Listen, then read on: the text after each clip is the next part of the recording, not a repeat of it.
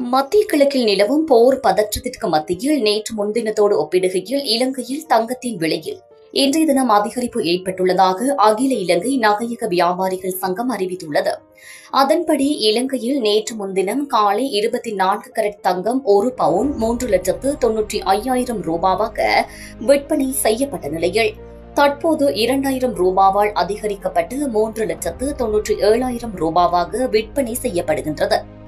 இதேவேளை 22 கரட் தங்கம் பவுன் ஒன்று 3,63,400 ரூபாவாகவும் விற்பனை செய்யப்பட்ட நிலையில் தற்போது 1,800 ரூபாவால் அதிகரிக்கப்பட்டு 3,65,200 ரூபாவாக விற்பனை செய்யப்படுகின்றது.